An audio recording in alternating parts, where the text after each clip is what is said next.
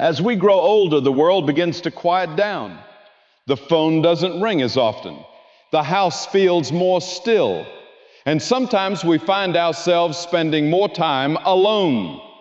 But here's a gentle truth. Being alone doesn't mean being lonely. There's a difference, and it matters. Loneliness is a feeling. It aches, it lingers. But being alone can be peaceful, even beautiful.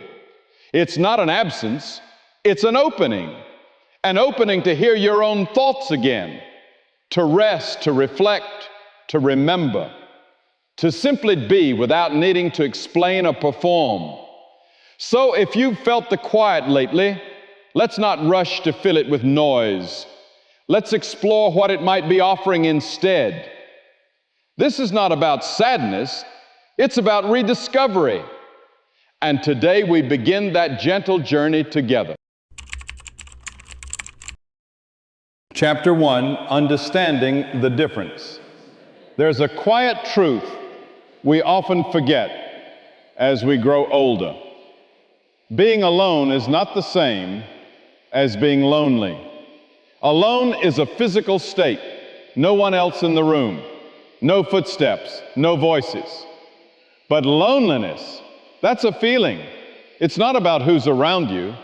It's about how connected you feel to others, to life, to yourself. You can be in a crowd and feel invisible, surrounded by family, yet feel unseen. You can smile and still ache inside. But you can also be alone and feel peace. Enjoy your own company. Sit in silence. Feel calm in the quiet. That's not loneliness. That's solitude. Solitude is a gift, a space to breathe, reflect, and simply be. As we age, time alone becomes more common. And if we are not careful, we might mistake that silence for sadness. But here's the truth. Being alone isn't a punishment. It's a pause, a chance to return to yourself. You are not forgotten. Your story isn't over. You've simply been given time to rediscover the strength in your stillness and remember that your own heart is still good company. Loneliness may ache, but solitude can heal. Chapter 2, Why Solitude Can Be Healing. So now that we understand the difference, let's go deeper. Solitude isn't something to endure. It's something to embrace, because solitude isn't just the absence of others, it's the presence of you. Your breath, your memories, your life. In the stillness, healing begins. When life is full of noise and demands, we rarely hear our own soul. But solitude gives us space to rest, to feel, to set down what we've carried. For many elders, life has meant caring, building, giving. Solitude gives something back. Time. Not busy time, healing time. Time to remember, to forgive, especially yourself. To sit with a cup of tea and breathe. To hear your inner voice again. It's not isolation, it's reconnection with the part of you that's been quiet too long. Healing doesn't have to be loud. It can be in the stillness, in the light on the wall, in a quiet tear, a small smile. The world says being alone needs fixing, but maybe it's an invitation. Maybe this chapter, slower and softer, isn't the end, but your most peaceful beginning. You're not fading, you're unfolding. And in that quiet space, you may finally meet peace, waiting patiently for you. Chapter 3, Connection is still yours to choose. Solitude has its gifts, but it doesn't mean we stop needing connection. We are human, made for closeness, stories, and shared laughter. But connection isn't about how many, it's about how meaningful. At this stage, you get to choose. One real conversation, one handwritten note, one kind voice can lift your heart for days. There's no shame in reaching out, not because you're needed, but because connection is essential, like air, food, and rest. It doesn't have to be grand, a phone call, a wave, a quiet chat in the store. These little moments matter. But choose your connections wisely. You've lived long enough to know some people give peace, others take it. Now, you don't owe your time to everyone. Say yes when it's true, say no when it's not. If you miss someone, that's human. But remember, it's not too late. You haven't aged out of friendship, laughter, or love. Connection may look different now, softer, slower, but still real. So if your heart is reaching, let it. Send the message. Ask someone to tea, not because you're lonely, but because you deserve connection that feels good. And yes, you're allowed to ask for it. Chapter 4. The gift of your own company. There's a kind of companionship we often forget, the one we have with ourselves. No calls, no visitors, just you. And that may be the most powerful relationship you'll ever know. You've lived through storms, joys, heartbreaks. You've given so much to others.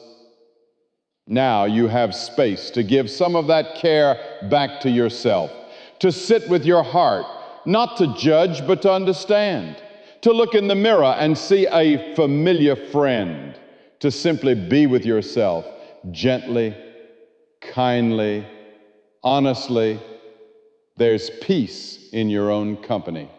You laugh at your own jokes, you hum a song from long ago, and in that quiet, something begins to heal. You're not defined by who's around, but by who you are when no one's watching. You speak more kindly to yourself. You forgive yourself. You stop chasing productivity and choose presence instead. Being with yourself is not giving up, it's love, it's peace, it's coming home.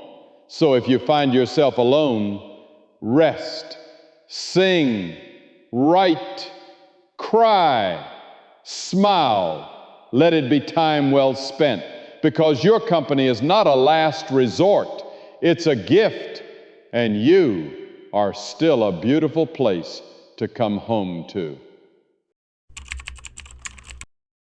Chapter 5, When Loneliness Visits Anyway. Even with wisdom and peace, there will still be moments when loneliness finds you, and that's okay.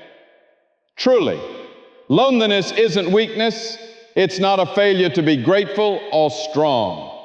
It's human. Some days, the silence feels heavier.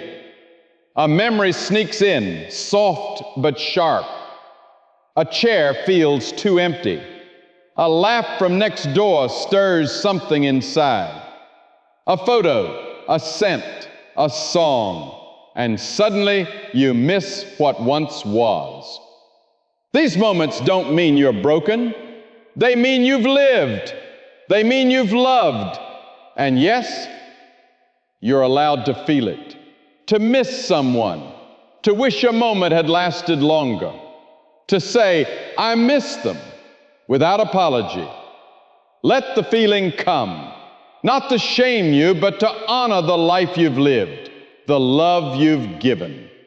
And when it passes, because it will, return to the present, to your breath, to the warmth of a blanket, to tea in your hands, to a breeze that feels like an old friend. Loneliness may visit, but it doesn't have to move in. You're not just someone who's lost, you're someone who's loved, and that love still lives in you. Chapter 6, Peace Lives in the Present.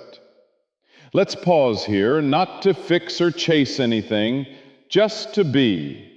Because peace doesn't live in the past, where regrets echo and old stories replay, and it doesn't live in the future where what-ifs and worries wait. Peace lives here, now, in this quiet breath, in this moment. It's simple and sacred. We're taught peace comes after the work is done, after others are cared for, after we've earned it. But friend, you don't have to earn peace. You just have to notice it. It's in the steam of your tea, the softness of your chair, the rhythm of your breath, the quiet pride in knowing you're still here. Peace doesn't shout, it whispers. It hums beneath your ordinary day, waiting to be heard. When you let go of yesterday, when you stop fearing tomorrow, peace returns.